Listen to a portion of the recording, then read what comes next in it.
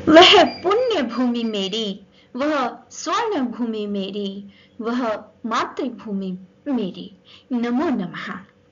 प्रिय छात्रों, आज सुप्रसिद्ध कवि सोहनलाल द्विवेदी जी की बहुत ही सुंदर देशभक्ति से ओतप्रोत कविता आपके लिए प्रसंग, व्याख्या, विश्लेषण सहित लेकर आई हूं। मातृभूमि, मदर लैंड। हम सभी अपनी मातृभूमि को किस नाम से जानते हैं बताओ? हाँ, भारत माता। हम माता क्यों कहते हैं अपने देश को? कोई और देश तो नहीं कहता। मदरलैंड, मातृभूमि ही क्यों कहते हैं?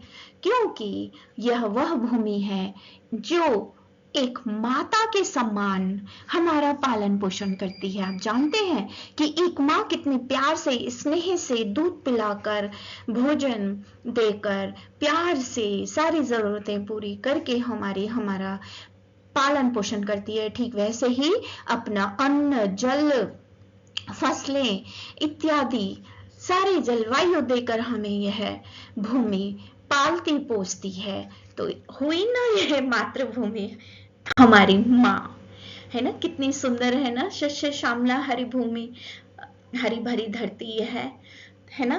तो क्या आप जानते हैं कि आजाद होने के बाद सबसे मुश्किल काम है आजादी बनाए रखना।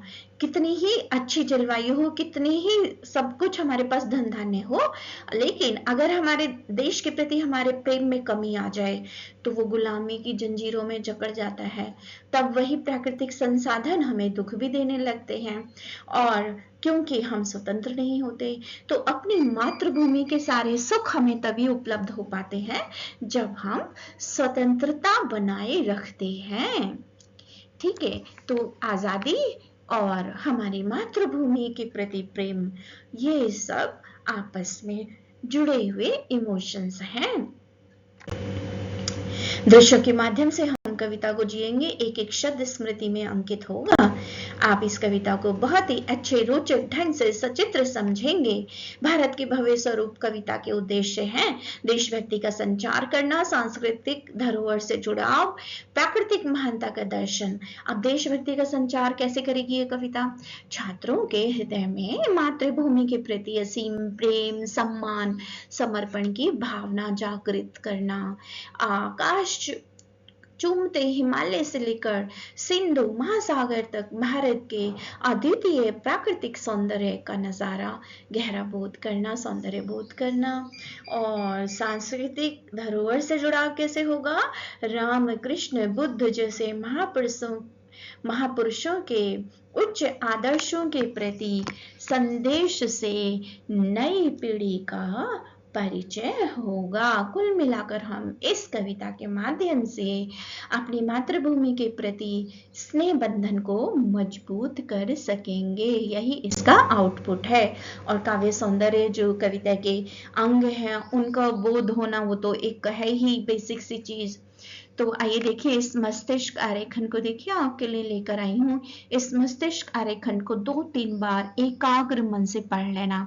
और आज आपको ये बहुत ही महत्वपूर्ण टिप बताती हूँ कि कैसे हम अपने मस्तिष्क के अवचेतन मन में मेन फैक्ट्स को पाठ के ले जा सकते हैं और उसे चिर स्मृतियों में हम संजो सकते हैं। सालों साल वो आपके फिर मस्तिष्क से डिलीट नहीं होंगे। जैसे कंप्यूटर में फैक्ट डेटा सेव होता है, तो हमें भी अपने मस्तिष्क में डेटा सेव करने की तकनीक पता होना चाहिए। वो कैसे है कि सारे विचार से अपने मस्तिष्क को जब पढ़ने बैठो खाली कर लो, उस समय कोई और ख्याल ना आए। खाली ग्लास में ही आप पानी और भर सकते हैं, पहले से भरा है तो उसमें कैसे भरोगे, वो तो छलक जाएगा। ज्ञान बिंदु भी ऐसे ही है, पहले अपने मनो मस्तिष्क को ब्लैंक कर लो। ठीक है, धुजा नहीं समाये ना, कबीर की भाषा आपने सुनी होगी। तो मन एकाग्र हो गया।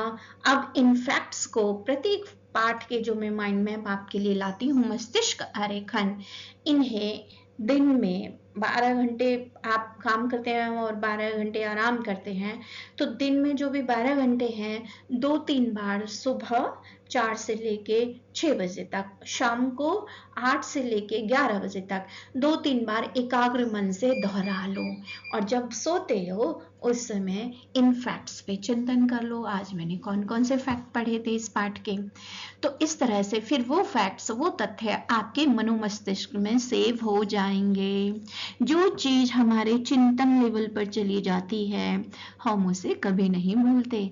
और निश्चित मानिए परीक्षा के समय यह माइंड मैप आपको, आपका मस्तिष्क रिफ्लेक्ट कर देगा, परावर्तन होगा, आपको लगेगा आप देखकर लिख रहे हैं। है ना मजेदार बात। यह एक साइंटिफिक टेक्निक है लर्न करने की, जो आज मैंने बताई है। इसी तरह से अगर आपके पास कोई डिजिटल माइंड मैप नहीं है तो चिंता मत करिए, आपको मैं तरीका बता देती हूँ। एक ब्लैंक शीट A4 साइज लीजिए सफेद, उस पर पाठ का नाम लिखिए, कवि या लेखक का नाम लिखिए, पाठ के कीवर्ड्स लिख लीजिए, पाठ की की लाइन 3-4 जो होती हैं जिन पर थीम बेस्ड वो चैप्टर होता है उन्हें लिख लीजिए, पाठ का मूल भाव लिख लीजिए, राइट।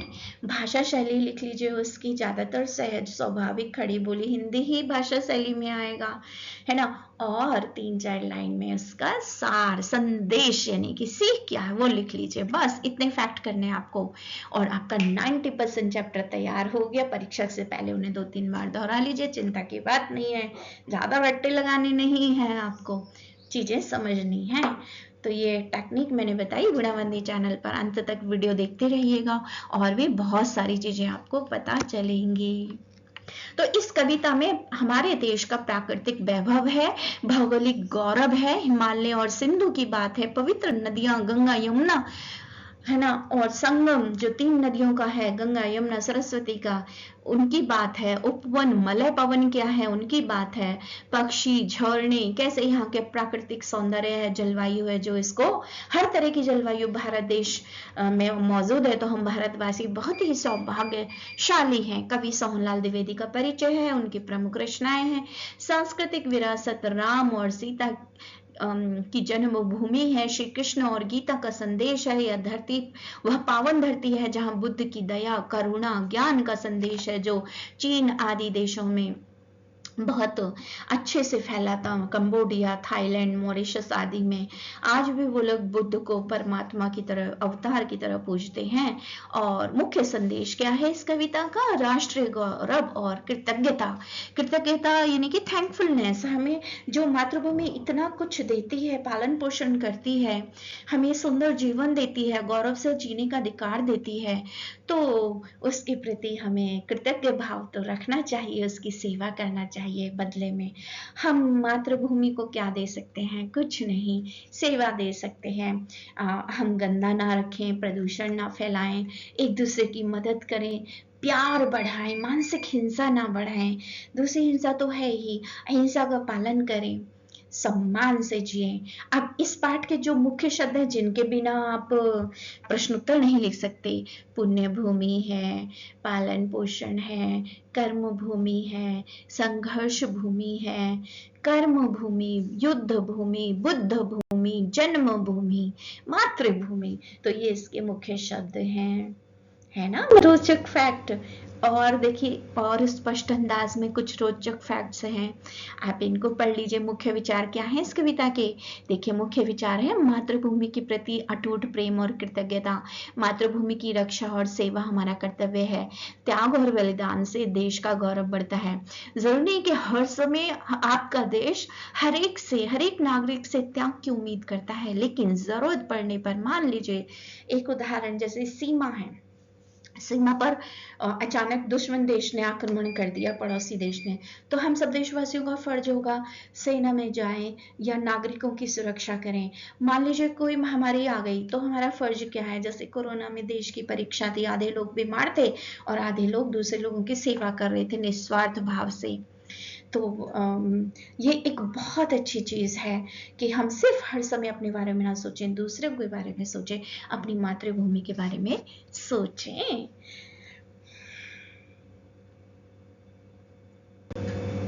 अब आइए सबसे पहले कवि परिचय।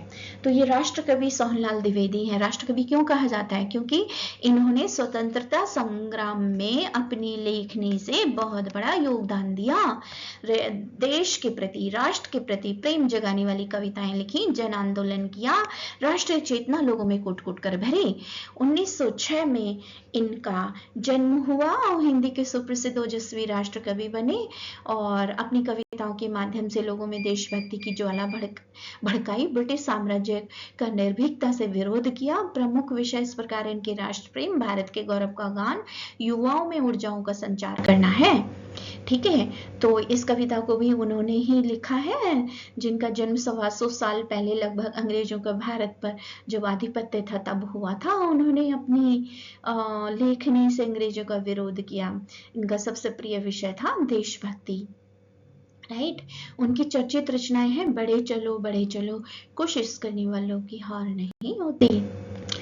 तो कविता का सार है प्रकृति और संस्कृति का अद्वितीय संगम। यहाँ आप अपनी जो हेरिटेज है, कल्चर, जो आपकी प्राइड है और जो यहाँ का नेचुरल ब्यूटीनेस है, प्राकृतिक सौंदर्य है, उसका परिचय मिलता। तो सबसे पहले अगर हम 2 फैक्ट मेन माने मुख्य इस कविता मातृभूमि के, तो वो है प्राकृतिक भव्यता और सांस्कृतिक व आध्यात्मिक गौरव। ये ध्यान से फैक्ट अपने दिमाग में बिठा लीजिए। पूरी कविता आपकी 99% तैयार हो जाएगी। आकाश को चूमता विशाल हिमालय, गंगा यमुना सरस्वती त्रिवेणी जिसे कहा जाता है। कहाँ है त्रिवेणी? इलाहाबाद प्रयागराज में का पावन संगम वहां होता है।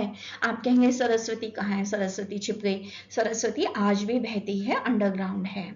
राइट, राजस्थान से होते हुए वहीं इलाहाबाद प्रयागराज में गंगा यमुना की जगह वहां पर मिल जाती है।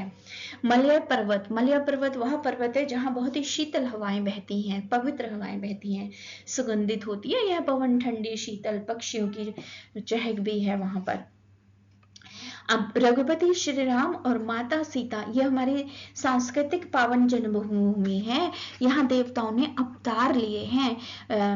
भगवान विष्णु के 10 अवतार तो आप जानते ही हैं। श्री कृष्ण द्वारा गीता के ज्ञान की कर्म भूमि है। गौतम बुद्ध के अहिंसा और दया का संदेश से प्रकाशित बुद्ध भूमि है। 16 कलाओं से संपूर्ण श्री कृष्ण का अवतार कौन भुला सकता है भला। और देखिए पाठ का सार है यहाँ पर, इसका अध्ययन करिए आप।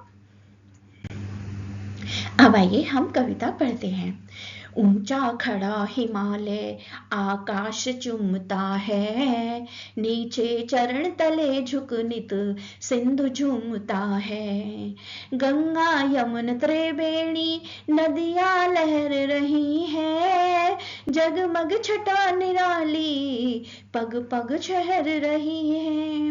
वह पुण्य भूमि मेरी, वह स्वर्ण भूमि मेरी, वह पुण्य भूमि मेरी, वह स्वर्ण भूमि मेरी, वह जन्म भूमि मेरी, वह मातृभूमि मेरी। झरने अनेक झरते जिसकी पहाड़ियों में, चिड़िया चहक रही हो मस्त झाड़ियों में। कविता का मजा तो बच्चों तभी है साथियों जब उसे हम गाएं। कविता का सौंदर्य गाकर जब हम उसे फील करते हैं तभी महसूस आता है। इतनी सुंदर कविता का अर्थ यह है, सरलार्थ देखिए कि भारत के हिमालय का सौंदर्य पहले अनुच्छेद में कवि ने बताया है कि ऊंचा जो हिमालय है वह आकाश को चूमता प्रतीत होता है। हिमालय बहुत ऊंचा है ना, यहीं पर एवरेस्ट की 8,848 मीटर ऊंची चोटी है। नीचे चरण तले झुक नित सिंधु झूमता है। सिंधु मतलब सागर। इसी हिमालय के चरणों में विशालकाय महासागर झूमता है। हिंद महासागर भी है, उधर अरब सागर है, उधर बंगाल की खाड़ी, प्रशांत महासागर मिले हुए हैं। गंगा यमुना त्रिवेणी, यह वो भूमि है जहाँ गंगा यमुना सरस्वती की त्रिवेणी बहती है। इतनी सुंदर नदियां हैं यहाँ।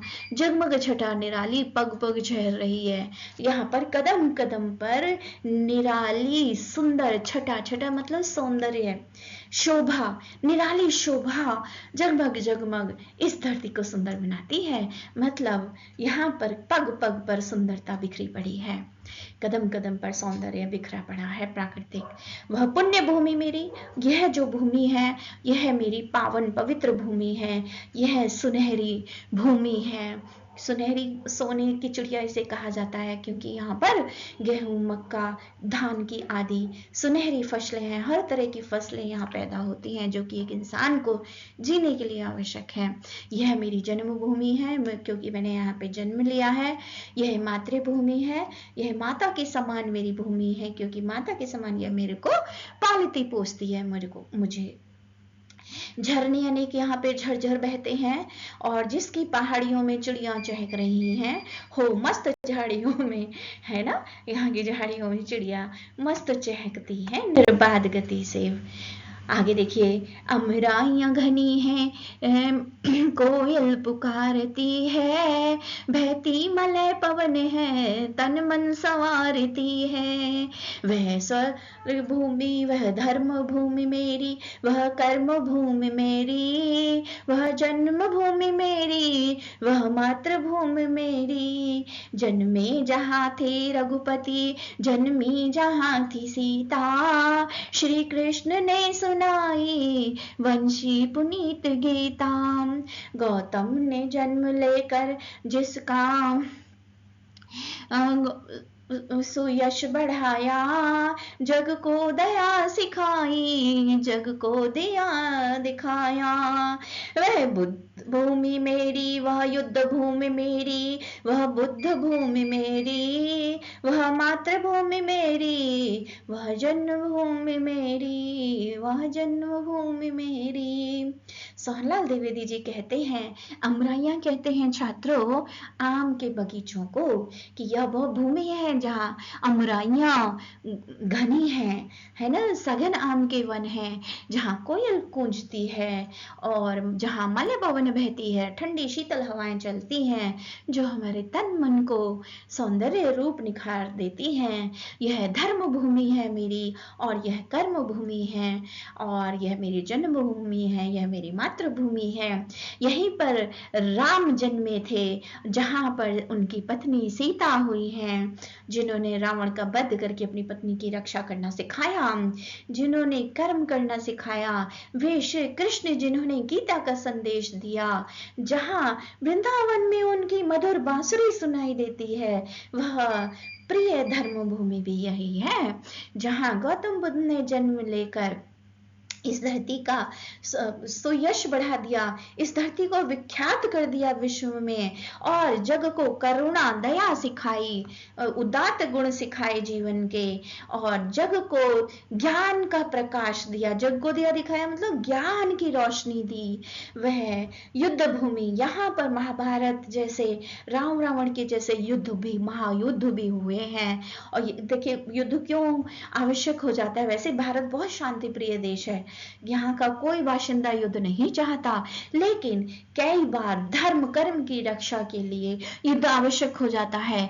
कृष्ण ने गीता में कहा है कि अगर अपने भाई से भी धर्म के लिए युद्ध करना पड़े तो वह सही है, क्योंकि वह अधर्मी है, दुनिया का विनाश कर देगा। तो इसलिए अपनों से भी कई बार युद्ध करना पड़ जाता है शांति की रक्षा के लिए, धर्म की रक्षा के लिए। यह मेरी मातृभूमि है और यह मेरी जन्मभूमि है। कैसी है वह? पावन पवित्र कर्म भूमि है। बहुत ही अति सुंदर कविता, साधुवाद है कवि को।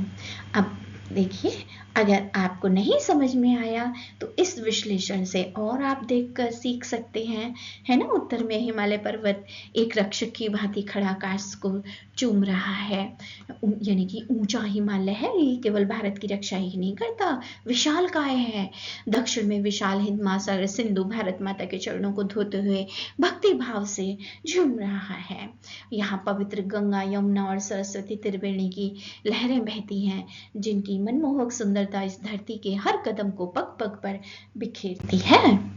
यह पुण्य भूमि और स्वर्ण भूमि है।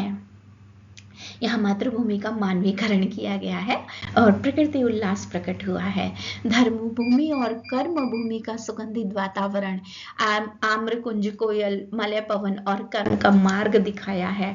फिर 7वें 8वें पैराग्राफ में महापुरुषों की पावन जन्मभूमि जन्मे थे, जहाँ रघुपति जन्मी थी, जहाँ सीता, श्री कृष्ण सुनाई वंशी पुनीत गीता, गौतम ने जन्म लेकर जिसका सुयश बढ़ाया। मर्यादा और आदर्श की बात हो रही है यहाँ। कर्मयोग का ज्ञान, जहाँ श्री कृष्ण ने पवित्र गीता का उपदेश दिया और धर्म की रक्षा की। शांति का संदेश, जहाँ गौतम बुद्ध ने जन्म लिया और पूरे विश्व को अहिंसा और दया का मार्ग दिखाया। ज्ञान परीक्षण है ना, पढ़िए इसे, समझिए, ठीक है। और भी अगर जो पढ़कर समझना चाहते हैं तो यहाँ पे ये हर पैराग्राफ का आपके लिए सरलार्थ में लाई हूँ, पढ़ो और सीखो। चिंतन और संवाद की बात करें, प्रकृति के कौन से रहस्य हैं, प्रश्नोत्तरी के माध्यम से आपको समझ आ जाएंगे। कोयल कहाँ रहती है? कोयल अमराइयों में, आम के बगीचों में रहती है। ये कैसे होते हैं? ये घने होते हैं। घने मतलब सघन। तन मन कौन संवारती है? दक्षिण के मलय पर्वत की ओर से बहने वाली सुगंधित और ठंडी हवा, मलय पवन तन मन को संवारती है। झरने कहाँ से झरते हैं? झरने मातृभूमि की सुंदर पहाड़ियों से झरते हैं। चिंतन और संवाद की बात करें, संस्कृति के स्तंभ, श्री कृष्ण ने क्या सुनाया? श्री कृष्ण ने कुरुक्षेत्र के युद्ध के दौरान अर्जुन को गीता का पवित्र, पुनीत और ज्ञानवर्धक उपदेश सुनाया। गौतम ने किसका यश बढ़ाया? गौतम बुद्ध ने सत्य, अहिंसा और दया का उपदेश देकर इस मातृभूमि भारत का यश पूरी दुनिया में बढ़ाया। उनसे बड़ा करुणावान कौन होगा भला? राजा की गद्दी छोड़ दी, सिंहासन त्याग दिया, वैभव छोड़ दिया, सिर्फ मन की शांति के लिए, इस मानवता की भलाई के लिए। ये मानव को इतना दुख इस संसार में जन्म से लेकर मृत्यु तक भोगना पड़ता है, उसके दुख का निवारण क्या है? यह महात्मा बुद्ध ने अपने जीवन से तपस्या करके खोजा और जग को ज्ञान का प्रकाश दिया। तो उन्होंने क्या, आप जानते हैं क्या माध्यम बताया दुखों से निपटारे का? वह एक ही माध्यम है, ध्यान, योग, साधना, निष्कपटता। हम सच्चाई से निष्कपट होकर ध्यान योग की साधना करें, हम अब असीम शांति में चले जाएंगे। संसार का कोई भी कष्ट, दुख ऐसा नहीं है फिर आपको जो व्याप जाए। इससे एक प्रश्न और बनता है कि भारतीय संस्कृति के स्तंभ कौन हैं? तो भारतीय संस्कृति के 3 स्तंभ सांस्कृतिक वह हैं, राम, कृष्ण और गौतम बुद्ध। अभ्यास खंड मेरी समझ के सटीक उत्तर दिए गए हैं बच्चों। हिंद महासागर के लिए कविता में कौन सा शब्द आया है? तो वही वह आया है, नीचे चरण तल झुक नित सिंधु झूमता है। यहाँ सिंधु शब्द का प्रयोग हिंद महासागर, जो कि भारत की दक्षिण में कन्याकुमारी के पास स्थित है, उसके लिए आया है। मातृभूमि कविता में मुख्य रूप से भारत की प्रशंसा की गई है। इस कविता में कवि ने केवल प्रकृति या केवल महापुरुषों की बात नहीं की है, बल्कि हिमालय, नदियों, मलय पवन, राम, कृष्ण, बुद्ध जैसे महापुरुषों के माध्यम से समग्र रूप से भारत देश के गौरव और उसकी महानता की प्रशंसा की है। चर्चा और कारण क्या है? इन उत्तरों को चुनने का मुख्य कारण यह है, कवि कविताओं के माध्यम पहले पद्यांश में स्पष्ट रूप से सिंधु को भारत माता के चरणों में झूमता हुआ दिखाया गया है, जो भौगोलिक रूप से हिंद महासागर की स्थिति को दर्शाता है। वहीं पूरी कविता का उद्देश्य पाठक के मन में अपनी जन्मभूमि के प्रति सम्मान और गर्व का भाव जगाना है, जो भारत की समग्र प्रशंसा के बिना अधूरा है। ठीक है, तो बच्चों सिंधु शब्द के कई अर्थ हो सकते हैं, जैसे नदी का, समुद्र है ना, बहुत ज्यादा जल राशि, लेकिन यहाँ इसका प्रयोग भारत की विशाल जल राशि यानी हिंद महासागर के मानवीकरण के लिए हुआ है। इसी तरह कविता की विषय वस्तु प्रकृति और संस्कृति का एक सुंदर मिश्रण है, जो हमारे राष्ट्र की महानता को प्रकट करती है। सोच विचार के लिए जो प्रश्न आपकी पुस्तक में दिए हुए हैं, कोयल कहाँ रहती है ना, और आम के घने अमराइयों में रहती है, तन मन संवारती है, ठीक है, और मलय पवन शीतल जो है वह तन मन को स्फूर्ति से भर देती है, से हमारे तन मन को संवारती है। झरने कहाँ से झरते हैं? राइट। तो श्री कृष्ण ने क्या सुनाया था भाई, झरने सुंदर पहाड़ियों से झरते हैं। योगेश्वर श्री कृष्ण ने अपनी वंशी की मधुर तान के साथ पवित्र गीता का अमर संदेश सुनाया था। गौतम ने किसका यश बढ़ाया? महात्मा बुद्ध ने इस धरती पर जन्म लेकर पूरे संसार को दया और ज्ञान का मार्ग दिखाकर इस दुनिया में भारत का यश बढ़ाया। पंक्तियों का विश्लेषण, कहाँ कहाँ छटा छिड़ रही है। कविता के अनुसार भारत माता की इस अद्भुत धरती पर पग पग पर निराली और जगमग छटा बिखर रही है। छहर रही है मतलब बिखर रही है। किसका पानी लहर रहा है भाई? त्रिवेणी। त्रिवेणी में कौन कौन है? गंगा, यमुना और सरस्वती जैसी पवित्र महान नदियों का पानी उमंग के साथ लहर रहा है। कविता की रचना, अब इसकी शिल्प की हम बात करें। शिल्प है क्रिएटिविटी। जैसे आप पोएटिक डिवाइसेस पढ़ते हैं, ऐसे ही हिंदी में कविता का शिल्प और भाव सौंदर्य होता है। ठीक है, आप इंग्लिश में उसे पोएटिक डिवाइसेस बोलते हैं। तो यहाँ पर लय और सौंदर्य के लिए शब्दों का परिवर्तन, कवि ने कविता की लय बनाए रखने के लिए यमुना को यमन के रूप में प्रयोग कर दिया, ताकि कविता में मात्रा और लय बनी रहे, कविता का संगीत बना रहे, धुन बनी रहे यानी कि। और शब्दों की आवृत्ति, रेपिटेशन कैसे हो रहा है? कविता में पग पग जैसे शब्दों का प्रयोग किया गया है, जो सुंदरता की व्यापकता को दर्शाते हैं। प्रकृति के मानवीकरण, कवि ने जड़ प्रकृति को सजीव रूप में चित्रित किया है, जैसे हिमालय को आकाश चूमते हुए, समुद्र सिंधु को चरणों में झूमता दिखाया है। विविध विशेषणों का प्रयोग कवि ने भारत भूमि की महानता बताने के लिए से पुण्य भूमि, प्रश्न ऐसे भी आ सकता है परीक्षा में कि भारत के लिए जो मातृभूमि है उसके लिए कौन कौन से विशेषण इस कविता में आए हैं? तो भाई वह है पुण्य भूमि, स्वर्ण भूमि, जन्म भूमि, धर्म भूमि, कर्म भूमि, युद्ध भूमि, बुद्ध भूमि और स्वयं मातृभूमि भी। ऐसे विभिन्न गौरवमयी नामों को लिया है। तुकांत शब्दावली, अब पोएटिक डिवाइसेस में एक मेन फीचर होता है राइमिंग वर्ड्स का। हिंदी में इसे हम तुकांत कहते हैं। कविता में हिमालय, झूमता, निराली, चहल रही है, पुकारती, संवारती जैसे शब्दों का प्रयोग गए यानी कि गाने योग्य सिंगिंग के लिए बनाया है। अनुमान और कल्पना से जो प्रश्न उत्तर है, कोयल की पुकार, मलय का प्रभाव आपने पढ़िए और समझिए। फिर शब्दों के जोड़े हैं, ये उनके अर्थ है। ठीक है, भूमि शब्द जोड़कर नए शब्द ये दिए हुए हैं। तपोभूमि, भारत भूमि, तपोभूमि, जन्मभूमि, कर्म भूमि, कर्तव्य भूमि, मरुभूमि, मलय भूमि, रंग भूमि, सिद्ध भूमि आदि। राइट, पाठ से आगे के प्रश्नोत्तर है ये। ठीक है, हमने यहाँ पे उत्तर लिए हैं, प्रश्न आपको बुक से मिल जाएंगे। फिर साझी समझ, समानताएं दोनों रचनाओं में। अब यहाँ पे दो कविताएं ली हैं मातृभूमि की और एक दूसरी कविता ली गई है। दोनों में क्या समानता है? दोनों में भाई भारत भूमि को जल से भरपूर बताया है, मीठे फलों और अन्न से भरपूर, संपन्न, शस्य श्यामला, अमराइयां वाली बताया है। और दूसरी कविता वंदे मातरम कविता में ही मलय पर्वत से आने वाली शीतल।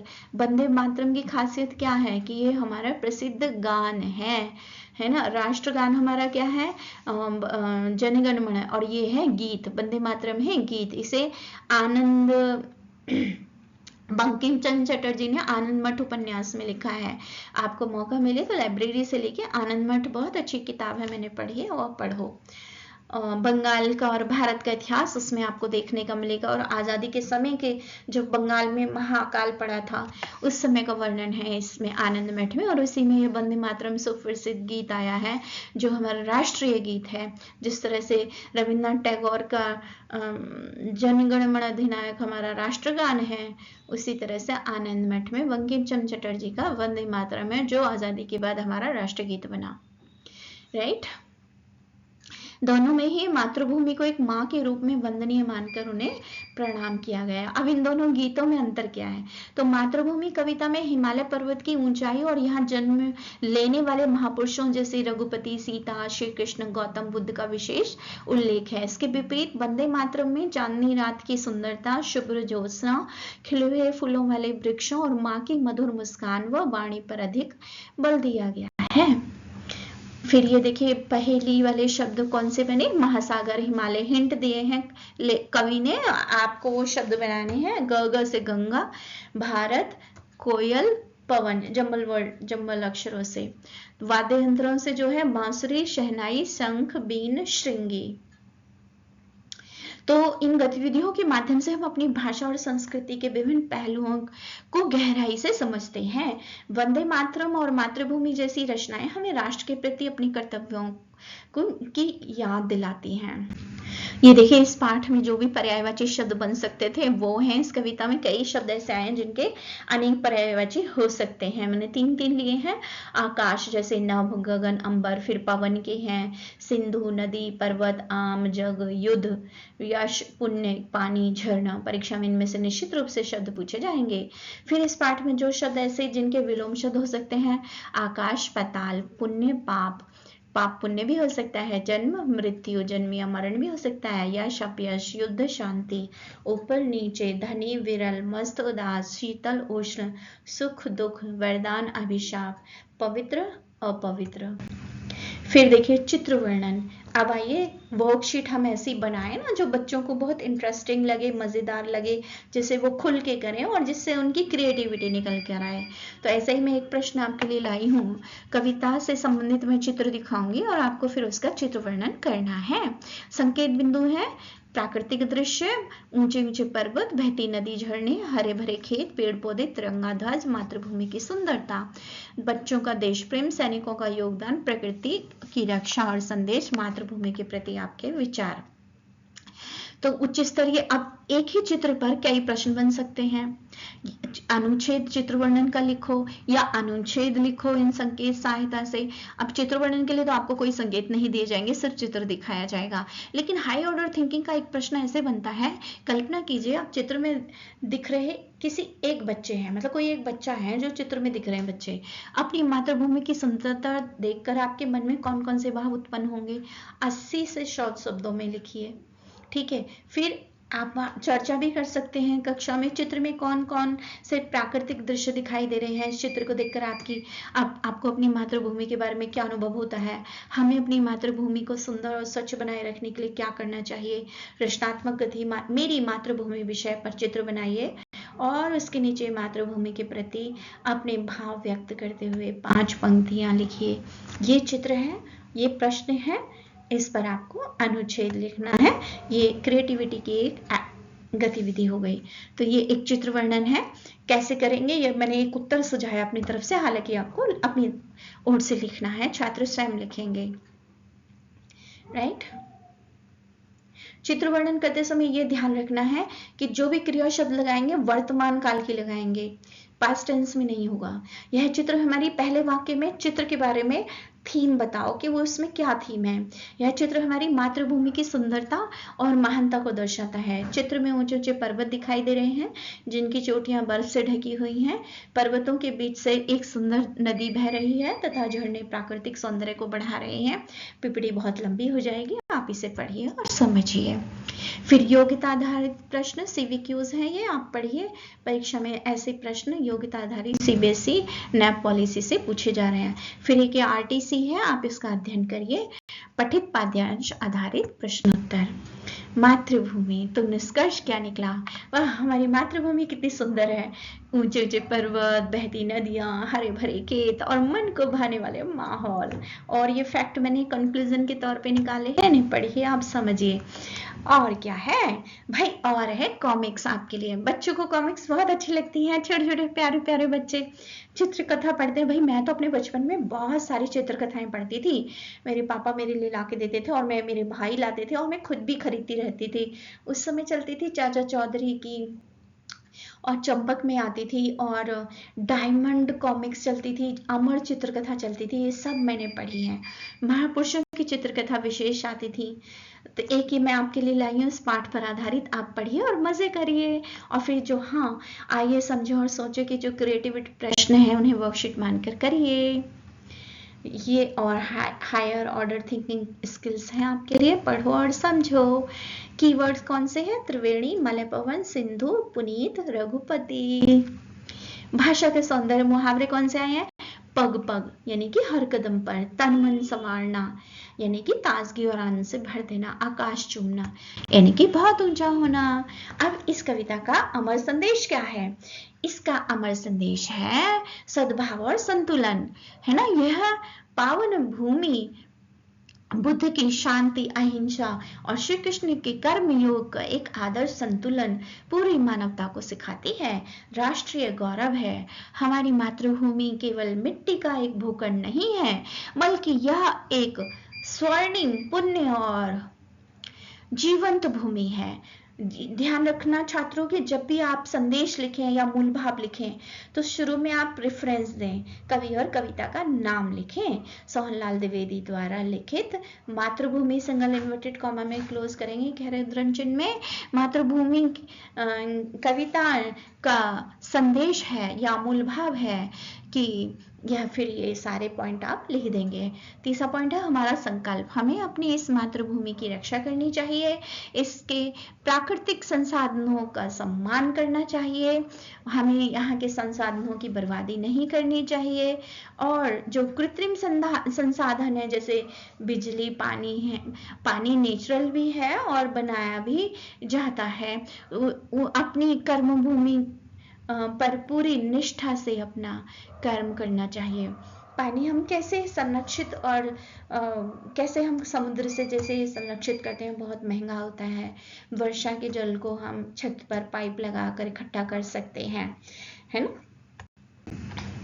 अब एक और गतिविधि आपके लिए मैं लेकर आई हूँ, वह यह है कि भारत माता के चित्र में अपने मनपसंद रंग भरिए जरा, और भारत माता और देशभक्ति मातृभूमि पर स्वरचित कविता लिखिए।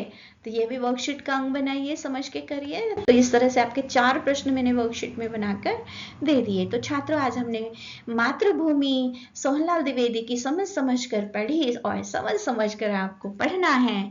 तेरी ही पूजा है मातृभूमि, हम दिन रात करें, इस संदेश के साथ आपसे विदा लेना चाहूंगी। इस चार्ट को देखकर हम निकासी कर सकते हैं। यह कविता हमें किसका वैभव बताती है? भारत भूमि के प्राकृतिक वैभव को बताती है। क्यों बताती है? क्योंकि हम महापुरुषों और संस्कारों की भूमि है, बुद्ध की दया करुणा बहती है यहाँ पर, राइट। यही मेरी जन्मभूमि, यही मेरी मातृभूमि है जहाँ त्रिवेणी बहती है। तो हे माँ, मैं तुम्हें प्रणाम करता हूँ। अपनी स्वर्ण भूमि, अपनी मातृभूमि को हमारा शत नमन है। इस प्रश्न के साथ आपसे विदा लेना चाहूंगी। हम अपनी मातृभूमि को बदले में क्या दे रहे हैं? ट्रिक एंड टिप्स के साथ मैं चैप्टर्स लेकर आती हूँ, तो वीणावाणी चैनल को लाइक, शेयर, कमेंट करना ना भूलें। इससे मेरा हौसला बढ़ता है, प्रोत्साहन मिलता है अगली वीडियो बनाने के लिए, क्योंकि मैं इस पर कम से कम एक वीडियो पर 5 से 6 घंटे लगाती हूँ, तब यह जाकर बनती है, एडिटिंग करके और दूसरे काम करके, रिकॉर्डिंग करके। तो सब्सक्राइब करिए, बेल आइकन दबाकर अगली वीडियो की स्वतः सूचना आपके पैनल में आ जाए, इसलिए संरक्षित करें। धन्यवाद। शुभ दिवस। जय मातृभूमि।